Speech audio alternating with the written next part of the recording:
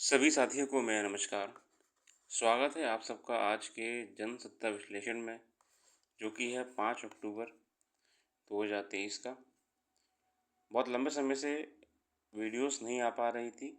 Busy schedule के कारण मैं प्रयास कर रहा था कि मैं वीडियोस को डालूँ रेगुलरली, बट समय बिल्कुल भी नहीं मिल रहा था। अब वीडियोस रेगुलर रहेंगी, चाहे जैसे भी हो।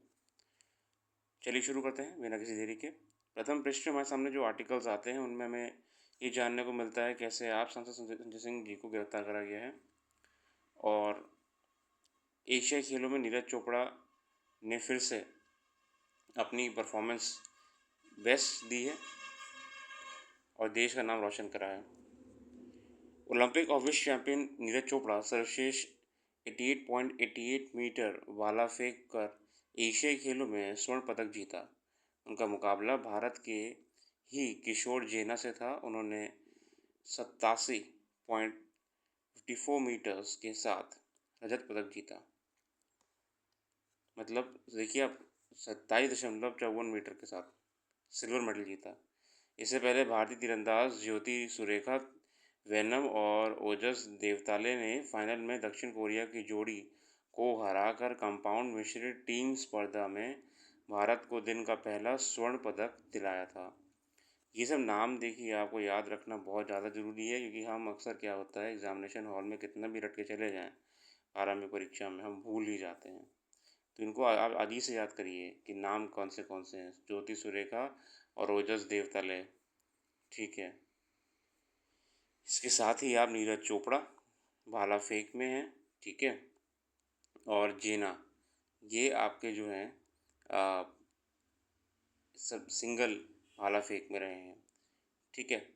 तीसरा सोना अनस मोहम्मद याहिया, अमोर जैकब, मोहम्मद अजमल वी और राजेश स्मैश की टीम ने 3:1.68 सेकंड का समय निकाल कर पुरुषों की 4x400 मीटर वाली रैली में दौड़ के जीता था।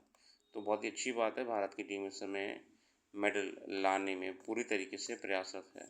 आगे आते हैं वापस से आर्टिकल्स पे हमारे, जिन पर चर्चा करने में हमको बहुत ही आनंद आता है। बच्चों की फ़िक्र, जब पढ़ाई और परीक्षा के में प्रदर्शन के दबाव की वजह से ये विद्यार्थी के बीच आत्महत्या के, देखिए हम जानते, पहले हमने कई बार आर्टिकल्स पढ़े हैं सुसाइडल केसेस के बारे को लेकर, ठीक है, सुसाइडल केसेस को लेके, और बच्चों की जो है वर्तमान समय के हिसाब से जो एजुकेशन का कंपटीशन, एग्ज़ाम्स का बर्डन बढ़ गया है, इन चीज़ों को लेके रिफॉर्म्स की बहुत ज़रूरत है। क्योंकि एक बच्चे का सिर्फ एजुकेशन रिफॉर्म नहीं, हमें उसका ओवरऑल रिफॉर्म लाने की ज़रूरत है उसके जीवन में, जिससे वो एक अच्छा व्यक्ति बन सके, एक मजबूत व्यक्ति, ठीक है ना, एक मेंटली स्ट्रॉन्ग व्यक्ति बन के आगे निकले।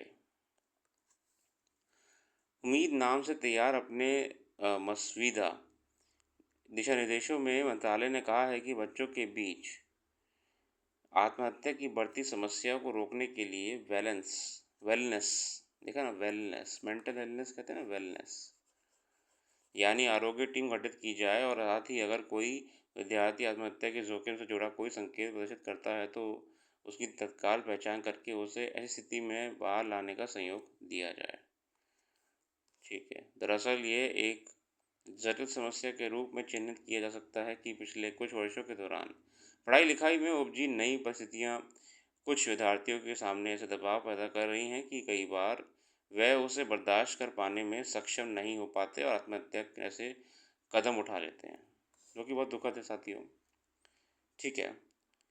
हर बच्चे का महत्व है। इसके तहत स्कूल को संवेदनशीलता और समझ बढ़ाने के साथ साथ अपना नुकसान करने से बचाने के लिए बच्चों की समय पर सहायता प्रदान करने को कहा है। यह भी आत्महत्या आमतौर पर अचानक उपजी परिस्थिति का नतीजा नहीं होते, और इसमें सामाजिक धारणाएं और सोच एक प्रमुख कारक और स्वभाव के रूप में काम करती है। देखिए वैसे बेटर है कि रेगुलरली जो है हमें साइकोलॉजिस्ट के साथ जो भी हमको लगते हैं, जो साइकोलॉजिस्ट होता है, हमें वो हर स्कूल में अपॉइंट करवाना चाहिए, और धीरे हम रेगुलरली जो बच्चे हमको लगते ही हैं कि यार ये थोड़ा सा परेशान चल रहे हैं या फिर इनको ज़रूरत है, तो मैं रेगुलर साइकोलॉजिस्ट की विजिट इनको करानी चाहिए।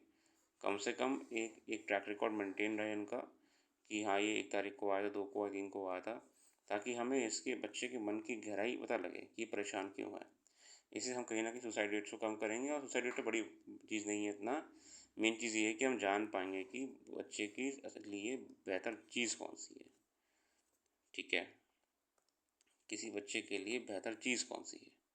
हमें ओवरऑल इनका वेलनेस, इनकी मेंटल हेल्थ, हमें हर चीज़ पे साथियों, हमें हर चीज़ को देखना बहुत ज़्यादा ज़रूरी है।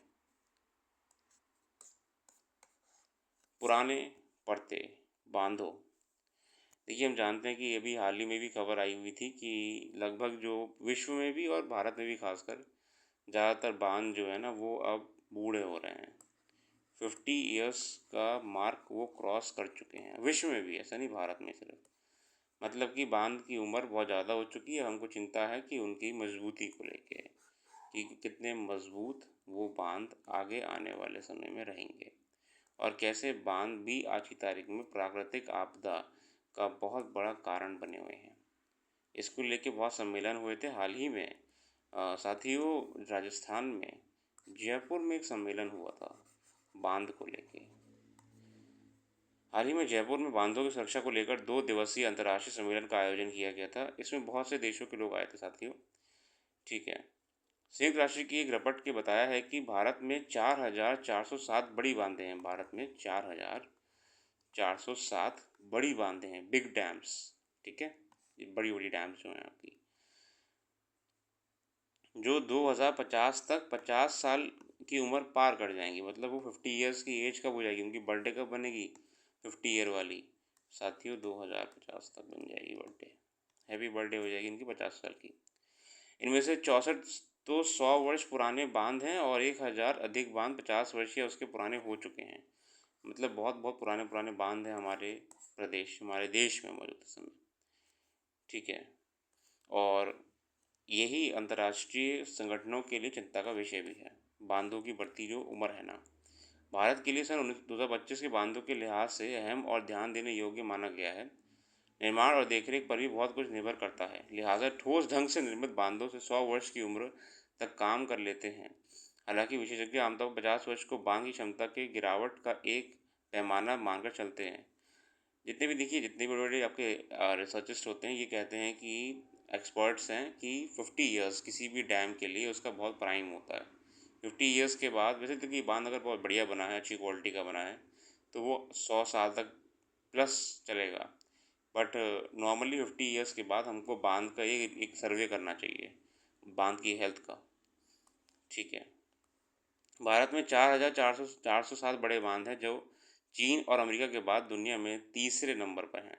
बांध सुरक्षा पर एक रिपोर्ट के अनुसार भारत में 2025 तक 1,115 से अधिक बड़े बांध, लगभग 50 वर्ष 2050 में 4,250 छोटे और 64 बड़े बांध 150 वर्ष में अधिक पुराने हो जाएंगे। मतलब 100-150 वर्ष में हमारे लगभग जितने बांध हैं वो सब बहुत पुराने हो जाएंगे, उनकी बिल्ड क्वालिटी सब पुरानी हो जाएगी। ठीक है, जो कि एक डैम की एज होती है जो कि आगे निकल जाएगी। National register for large dams के मुताबिक भारत में करीब 1200 बांध 50 व या फिर इससे ज़्यादा उम्र के हैं। और लगभग देखिए, जितने हमारे बांध हैं इस समय, उनमें से जो 1200 बांध हैं वो ऑलरेडी 50 ईयर्स को क्रॉस कर चुके हैं। ठीक है, इनमें अगर बांधों को भी जोड़ दें तो इनकी उम्र ठीक पता नहीं, तो ये आंकड़ा 1300 से ज़्यादा ही। ऑब्वियसली तो गवर्नमेंट डेटा थोड़ा सा गड़बड़ी होता है, अभी मैं नहीं कह रहा हूँ। ये हाल ही में स्टैटिस्टिकल सर्वे की कुछ हाल ही में खबरें भी आई थी कि स्टैटिस्टिकल सर्वे जो भारत का है, इसमें बहुत त्रुटियां हैं, इसमें बहुत एरर्स हैं। स्टैटिस्टिकल सर्वे जो भी रिपोर्ट्स वगैरह देता है उसमें एरर्स बहुत ज़्यादा हैं। और ये और कोई नहीं, खुद स्टैटिस्टिकल सर्वे के सीनियर ऑफिसर्स कह रहे थे, जो कि रिटायर हो चुके हैं, कि हमको जो भी आंकड़े प्रोवाइड कराए जाते हैं इनमें एरर होते हैं। ठीक है, तो वैसे गवर्नमेंट 1200 कह रही है, मान लीजिए 1300 बांध 50 वर्ष पार कर रहे हैं। ठीक है, आगे आते हैं। पुराने और कमज़ोर बांधों के टूटने का खतरा हमेशा बना रहता है और बाढ़ जैसे हालात में इनका टूटना आपदा के कई गुना बढ़ा देता है। फिर भी बांधों की उम्र, उनके लगातार मरम्मत और समीक्षा की भारत में ज़्यादा चर्चा नहीं होती है। बिल्कुल सही बात है। बांधों की हमको सर्वे और रिपेयरिंग साउथ एशिया नेटवर्क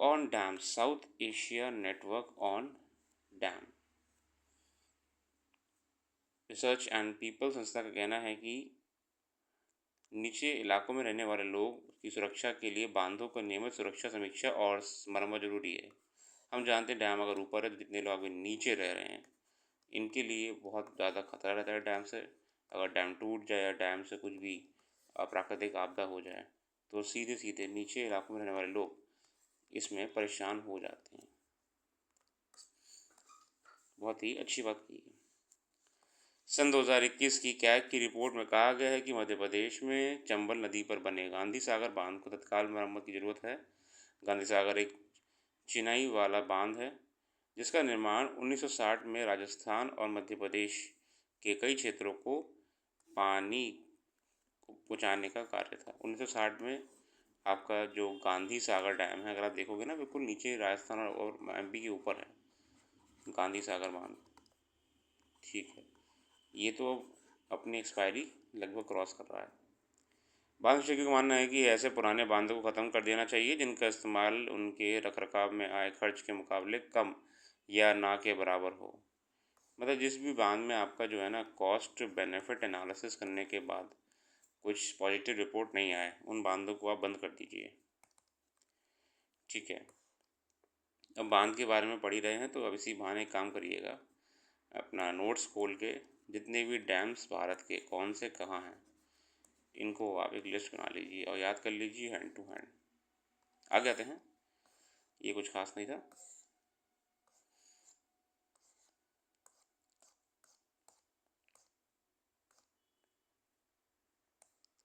ये अभी आपके जो पुरस्कार दिए जा रहे हैं नोबेल उसको लेके है। बावंडी ब्रूस रसायन विज्ञान मतलब केमिस्ट्री का नोबेल पुरस्कार में बावंडी ब्रूस और एकीमोव को सूक्ष्म क्वांटम डॉट्स पर उनके काम के लिए देने की घोषणा की गई है। अब देखो इसको याद कैसे करोगे। केमिस्ट्री, देखिए आपको बोल बोल के याद करना पड़ेगा चीज़ों को, वरना आप इतने सारे फैक्ट्स को कभी भी याद नहीं कर पाओगे। केमिस्ट्री का नोबेल प्राइज किसे मिला? बावंडी ब्रूस एकीमोव। बावंडी ब्रूस एकीमोव, एलेक्सी एकीमोव है, हम सिर्फ इनका सरनेम याद करेंगे। बावंडी ब्रूस एकीमोव, बावंडी ब्रूस एकीमोव। केमिस्ट्री करने के लिए बीबीए मत करना, केमिस्ट्री करने के लिए बीबीए मत करना। बावंडी ब्रूस और एकीमोव। ठीक है, आपको ये देखिए सब याद करने पड़ेंगे, ये फैक्चुअल रूप में बहुत आते हैं। केमिस्ट्री करने के लिए बीबीए मत करना।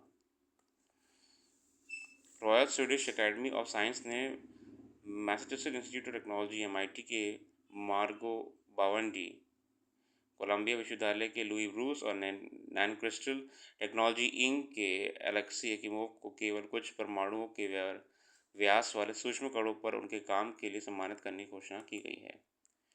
ठीक है, बहुत ही सम्मान की चीज़ है इन विशेषज्ञों के लिए जिन्होंने अपना पूरा जीवन इस क्षेत्र में लगा दिया है। बाकी देखिए मेडल्स टैली जो आएगी एंड में हम उसको देख ही लेंगे बाद में। आज जितने भी एशियन गेम्स में चल रहे इस समय इवेंट्स हैं उनको आप फॉलो करते रहा करिए ताकि आपको भी एक आइडिया रहे कि क्या चल रहा है एशियन गेम्स में और कैसे वो नाम याद करने का प्रयास करिए डेली बेसिस पे कि अगर कोई पर्सन एक्स है या पर्सन कोई ए है तो वो कौन से स्पोर्ट्स से संबंधित है। अब आज ही साहब बोल बोल के याद करिए। ए जो है आपका, वो आपका जो है जंपिंग संबंधित है, लॉन्ग जंप संबंधित है। बोल बोल के याद करिए। अगर मान लिया कोई बी खिलाड़ी है, आप उससे मेडल याद मत करिए कि मेडल जीता कितना, ये तो याद करिए कि मेडल बी शूटिंग से संबंधित है, क्योंकि जब एग्जामिनेशन मॉल में आएगा ना उसमें ऐसे क्वेश्चन आते हैं कि बी जिसने, अब देखिए अभी हाल ही में आर एस पेपर हुआ था, आर एस का, तो उसमें तो क्वेश्चन कैसे आए थे, उसमें पता है क्वेश्चन में क्या करा था, क्वेश्चन में पूरा सब कुछ दे दिया था। क्वेश्चन में स्टूडेंट्स बता रहे थे कि सब कुछ लिखा था कि एक खिलाड़ी ए है जिसने इस दिन को इस जगह पे इस मैच में इतने मेडल जीते इसे हराकर। अब ऑप्शन में क्या लिखा है? क्वेश्चन ये था कि ये बताइए कि जो व्यक्ति ए है ये कौन से स्पोर्ट से संबंधित है। इसलिए ज़रूरी है कि आज ही से जो जो स्पोर्ट्स हैं इन खिलाड़ियों के वो याद करें, ना कि आप इनके मेडल रटना शुरू करें। ठीक है ना? और एक और चीज़ याद करिएगा कि पहली चीज़ तो ये कि कौन से स्पोर्ट्स से रिलेटेड है ए और किसे हराया। अगर आप इतना कर लेंगे तो आपके लिए भी और आने वाली परीक्षाओं में क्वेश्चन सॉल्व करने में आसानी होगी। चलिए आज के लिए इतने रखते हैं। अपना कीमती समय देने के लिए बहुत बहुत धन्यवाद। आपका दिन शुभ हो।